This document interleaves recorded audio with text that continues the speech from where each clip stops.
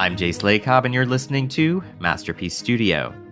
In the 10 years since the widowed socialite Frances married Jolyon and moved into the Forsyte home with her daughter June, life in the Forsyte households has remained more or less the same, with Frances ruling as Queen Bee. But now that Soames's wife Irene has also moved in, the dynamic has shifted, and Frances wastes no time in bringing her sister-in-law up to speed on what it is to be a Forsyte lady. Dear Irene, welcome to the madness. This must all feel very daunting, but I'm here to help you navigate. Well, that's very kind. Tomorrow night, you'll join us for dinner. Thank you. And the day after, I'll take you into town, introduce you to all our preferred establishments you'll want to open accounts, of course. Shall we say 10? Splendid. Right. Despite her upbeat demeanor, Frances's life is far from sunshine and roses at this point. After learning about her husband's previous relationship with dressmaker Louisa Byrne and their children together, Frances has requested Jolyon cease contact with Louisa and put this whole matter behind them. Although he agrees, Jo can't help but now yearn to be a part of their lives, albeit in secret. In a moment of emotional turmoil, Frances arranges for Louisa and her children to be evicted from their shop and apartment. Mama, let me help. What are you doing? I can manage. Mama, what is it? What is it? Your father has resumed relations with that woman. I blame her. He is weak, but she has entrapped him. Surely not. And if he can't be trusted to keep his distance, then the only solution is for her to be put out of his reach. For good. Frances's tactics only push Jolyon, Louisa, and their children closer together, as Jolyon decides to provide housing and financial assistance for his children and Louisa while maintaining contact with them. Frances is at a breaking point. With nowhere else to turn, she confides in her father-in-law, Jolyon Sr. The boy's not thinking straight. Why else would he take such a stance? About 2 children he's barely met. His own children. Yes. There is a pull. But it must be resisted. Everything dear to him resides here. Trust me. You'll return. Today we're joined by actor Tuppence Middleton to discuss how her character, Frances Forsyte, does all she can to hold together her marriage, the family, and her daughter's future amidst emotional devastation.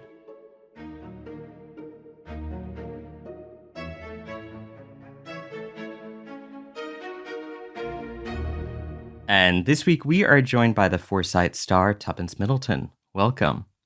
Hello. Well, thank you so much. Thanks for being here. So, Frances Forsyte appears as a footnote, a mere passing mention in John Galsworthy's The Forsyte Saga novels, as the mother of June.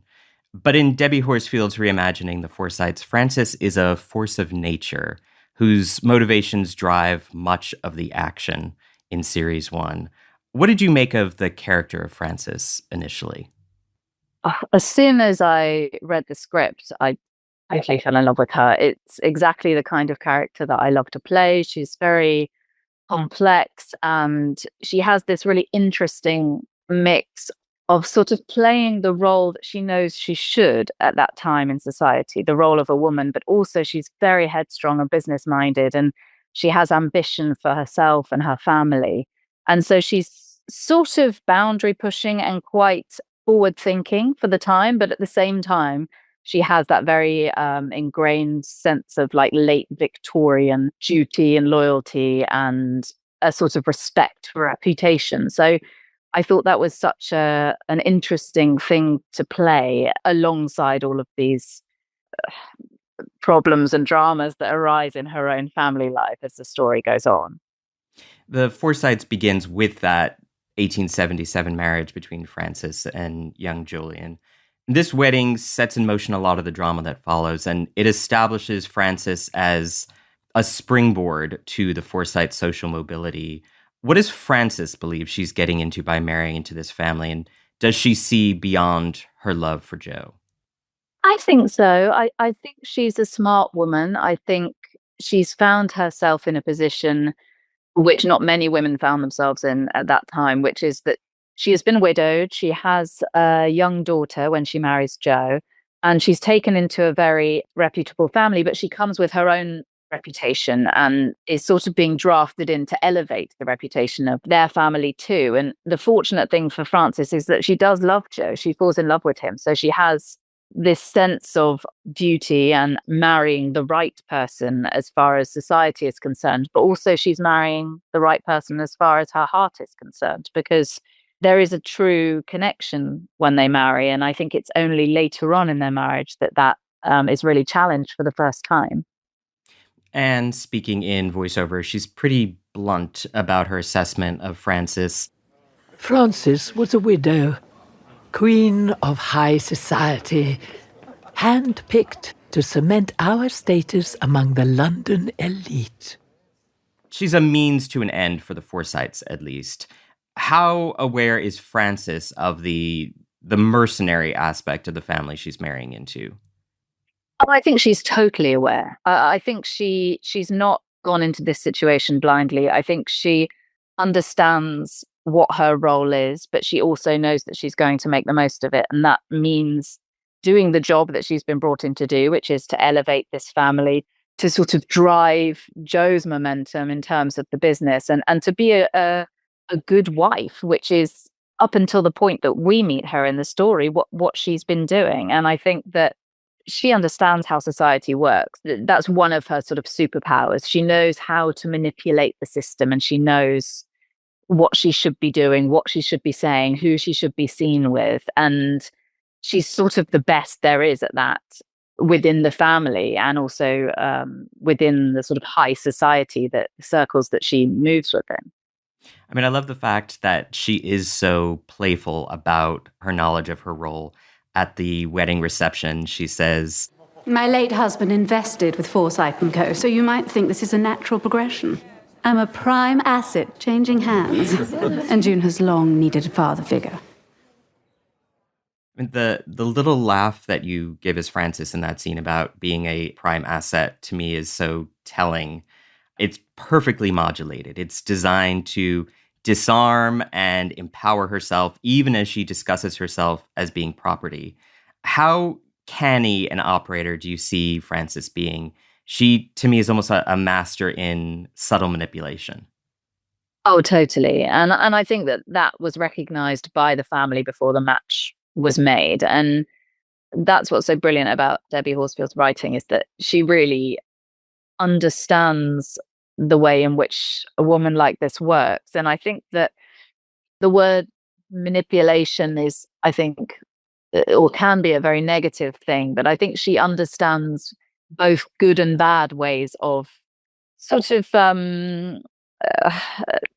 persuading people to do what she wants, but also persuading to do what she thinks is best for them. So there's many times in the story where she wants her daughter to act a certain way or to do a certain thing, and she has to think of more and more creative ways to do that, because she has a very headstrong daughter, because she's a headstrong woman. And so, yeah, I found that sort of balance, making Frances a character who is likable and relatable, but also has flaws and has some negative attributes, was a really appealing thing.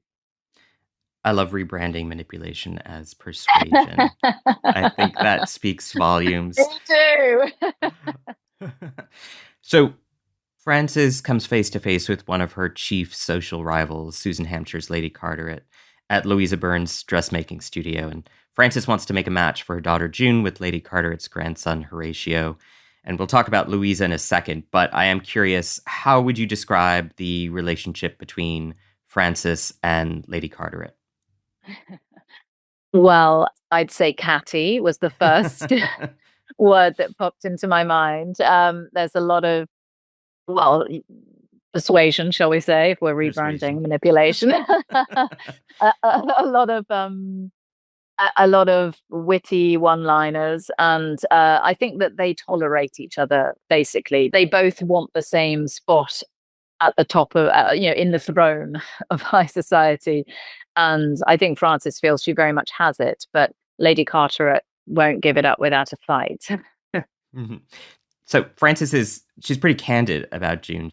Do we really have to be thinking of a match for June? The darling girl is an asset to be deployed strategically.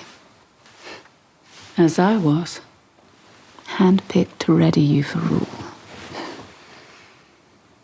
If only I was the ruling type. You are, my love. Does Frances see Lady Carteret as an obstacle, then? One that might ruin her own plans? Yes, I think so, or at least a challenge. I think she feels herself very capable of winning Lady Carteret round in the right circumstances. But yeah, it's very important to her that she merges these families and secures a good future for June and for the family, especially as she feels Jolyon's wavering, and she feels how, even though he's not her biological father, he raised her, and so much of his artistic flair and his rebellion has found its way into June, and that's really hard for Frances because, you know, she's the one who has been working so hard to sort of I sort of want to use the word curate her daughter, but not curate, but, you know, sort of to create this young lady, and it could all be thrown away if she makes the wrong decision. We're talking about relationships, and one of my favorite relationships in the Forsytes is that between Frances and Jolyon Sr., which seems to really go beyond that of a woman and her father-in-law. How would you describe their rapport, and are these two perhaps more like kindred spirits than Frances and her own husband? Oh, absolutely. I think that had they been a match for each other at a certain point in time, then perhaps they would have been married to each other. And I think it would have been a good match because they both have a head for business and they both want the same things for the family. And I think there's always been an understanding there. And they understand each other on a level that her and Joe never really have. Really, when things get hard for Frances, he is one of the only people that she can turn to as a true friend. And I think he can really listen and understand and offer advice that she respects and will listen to. So yeah, I think he's the first person she turns to in moments of crisis. I think because they do have this, as you say, this understanding. They have a shared unspoken language between them that is really beautiful to see on the screen and very unexpected given the context of their relationship. What does Stephen Moyer bring to those scenes together, and what is he like as a scene partner? Oh, Steve is great. I love him. He's just brilliant, and there's such a lightness about him. He's really, as a person, as an actor, a great listener and very compassionate and understanding. And I think that he gives to Jolyon Sr. naturally. He doesn't have to even think about it. And so it was just really nice. We had a very silly time. And I think that because a lot of our scenes, especially towards the end of the series, are a bit heavier, then it felt really nice to have such a kind of lighthearted, fun relationship off screen. So yeah, I was so lucky to be working with him. And he's been doing this a long time and has some of the industry's funnest anecdotes and, and stories and advice. We'll take a quick break to hear a word from our sponsors, and when we return, more from the Forsyte star Tuppence Middleton.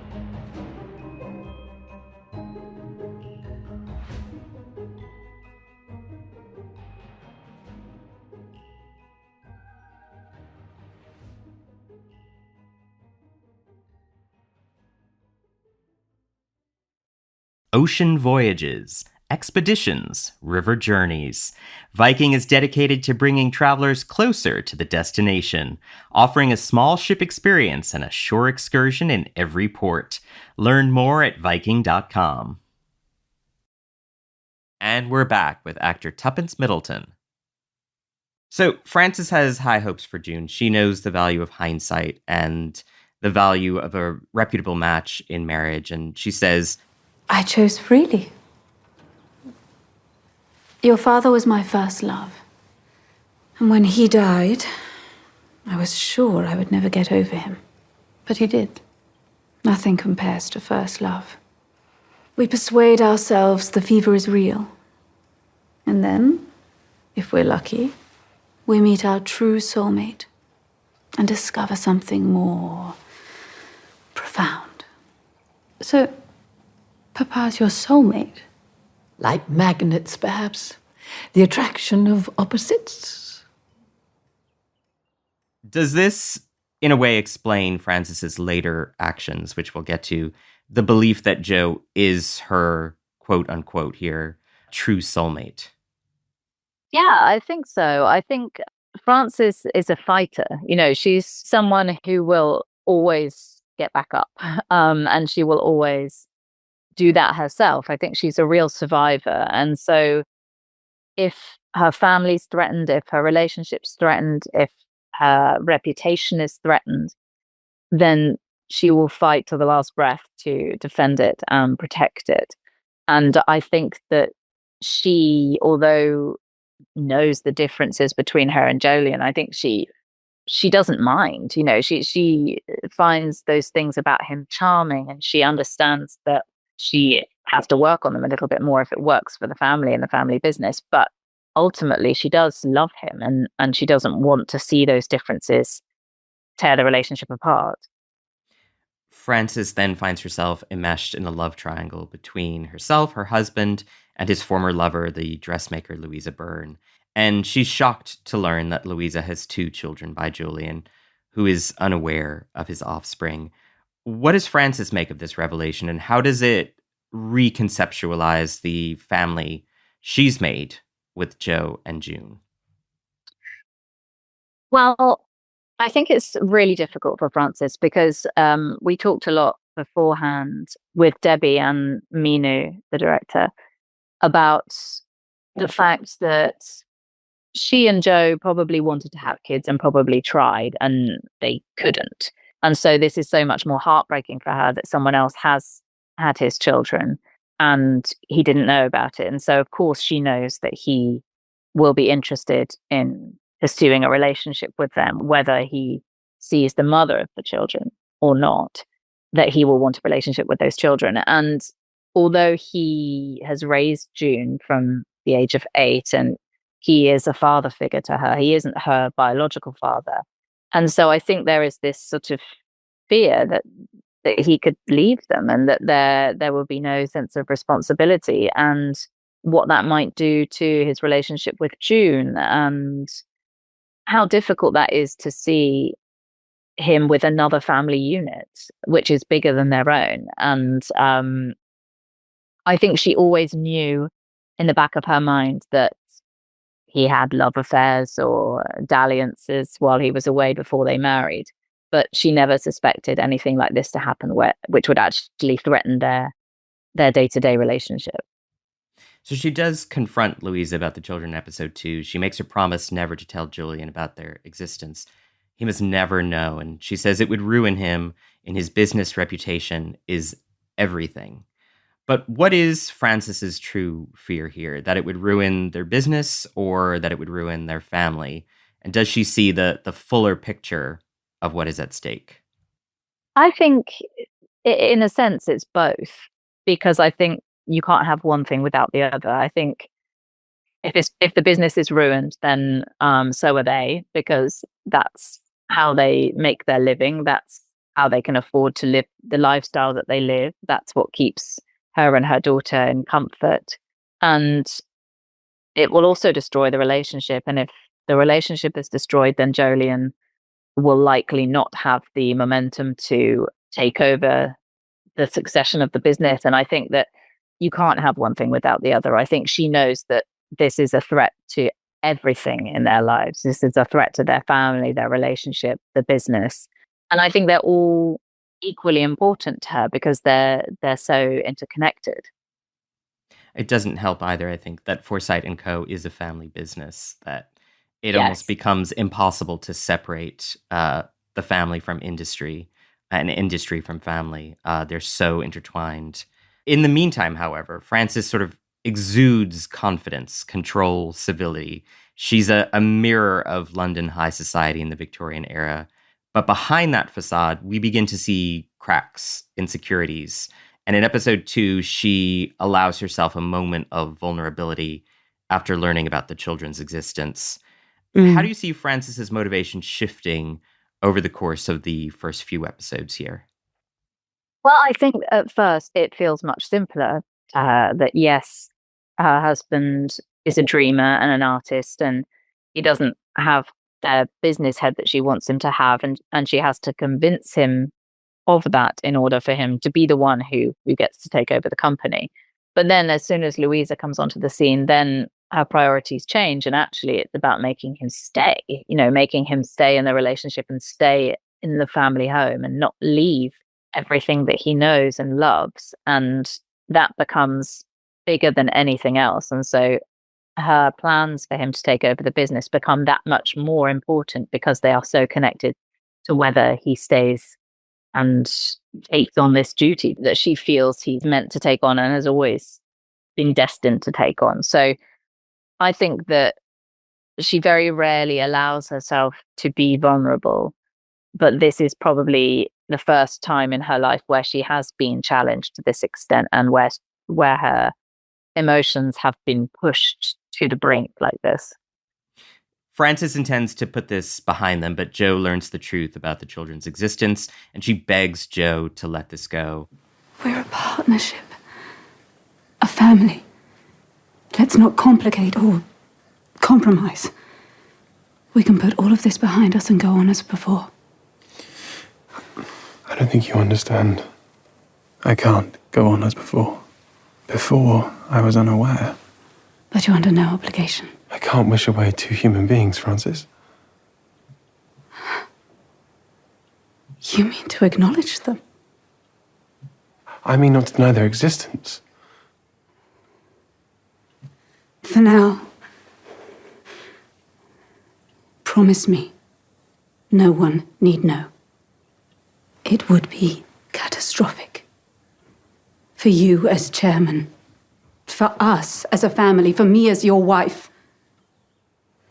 I promise. How heartbreaking is it for Frances that Jo intends to not deny his children's existence, but to, in fact, if not legitimize them, provide for them? I think it's so heartbreaking and it's so shameful for her because she will be the talk of the town. It will scandalize them as a couple, their family.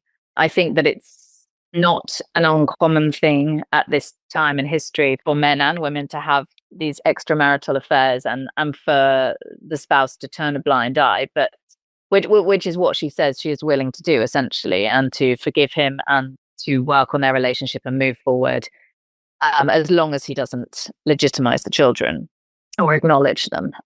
And so I think that the stakes are really high for her personally because it could tarnish her reputation and make an embarrassment of her within the society. And I think that she's someone who's been so highly respected and admired that for her that's a very awful prospect. At the same time that this is going on, her child June defies her and follows her heart, falling in love with the penniless architect Philip Bossini. The two are engaged with a proviso from Jolyon that they cannot marry until Philip has his first paid commission. What are Frances's main fears here regarding this match, and does she believe she can ultimately dissuade June? Yeah, I think she has always been able to persuade or dissuade anyone of what she wants. So I think that these two things happening at once to her are such a huge blow because she's not used to not getting her way. And I don't mean that necessarily in a bratty way. I mean, it's just something that she's not experienced before. She's used to things falling into place, or she's used to being able to massage things into the form that she wants them to be. So I think it feels like a conspiracy against her. It's just so heartbreaking on both those levels that she doesn't feel she can get anything right, that she must have done something to deserve this sort of series of unfortunate events. And I think the one just makes the other that much more difficult.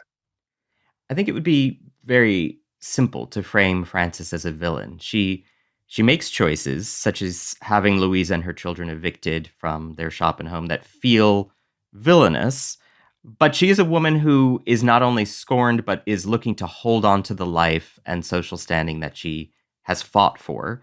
And in the context of that Victorian obsession with class and status, do you see Frances as a villain or as something altogether different? No, I really don't actually. That's why I loved the character on the page, because I felt that she was very complex in that way. I think that the only way Frances can work as a character is if you feel for her, because if you just hate her, then anything that happens to her in the negative is something that the audience will cheer for.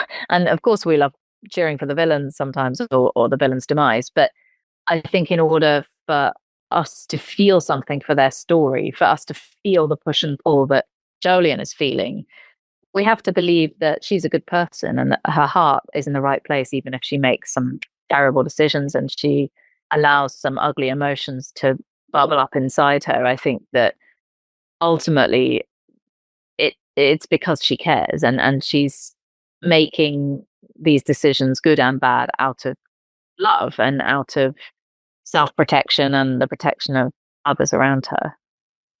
The fifth episode ends with Jo leaving and Frances taking consolation, of course, from Jolyon Sr., who says, "There is a pull, but it must be resisted. Everything dear to him resides here. Trust me, he'll return."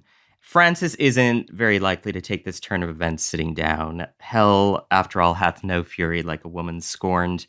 Is Frances more desperate to save her marriage or to save face after Jo has walked out on her?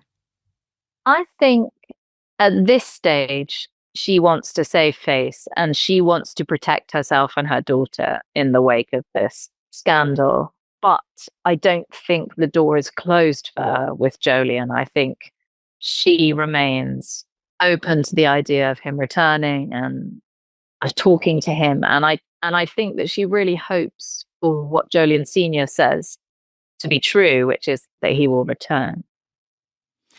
You've been open about your lifelong struggle with OCD, writing about your experience in your 2025 memoir, Scorpions, and you liken your obsessions to those poisonous insects. My mind is full of scorpions, a cerebral itch impossible to scratch. I know these creatures well, but they know me better. They answer to another name, this nest of scorpions, the writhing black mass that lives inside my head. What spurred you to write your memoir? I had spoken about it with friends and family, and sometimes with work colleagues as well.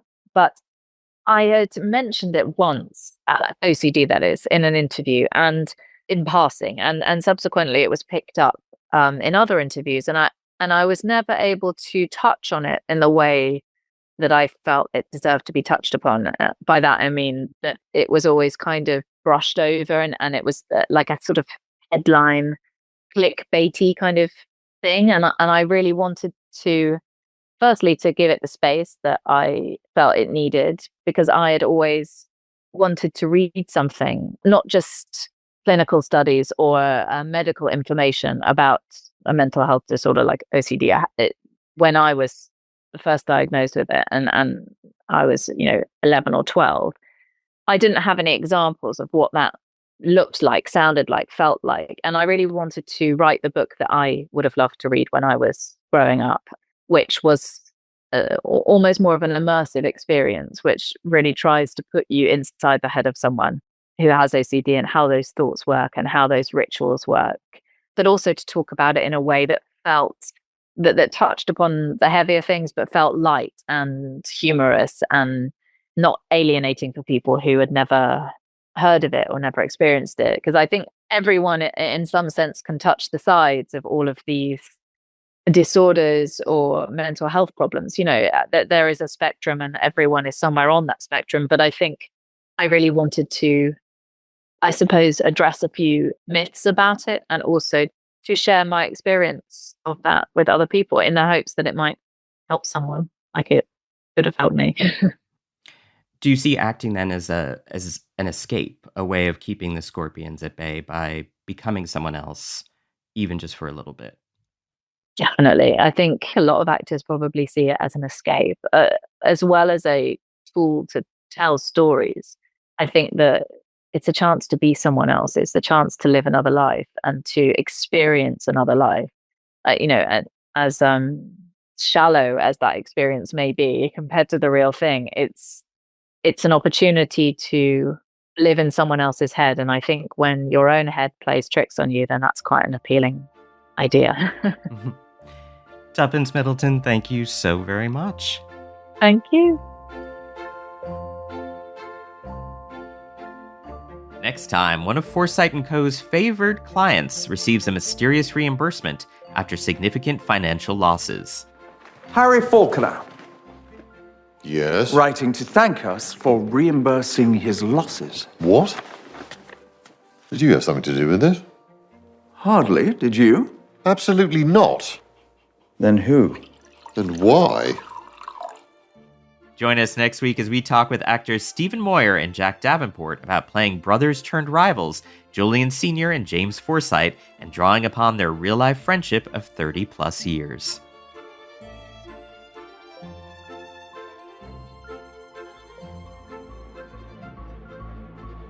Masterpiece Studio is hosted by me, Jay Slay-Cobb, produced by Jack Pombriant, and edited by Robin Bissett. Elishaba Etup is our sound designer. The executive producer for Masterpiece is Suzanne Simpson.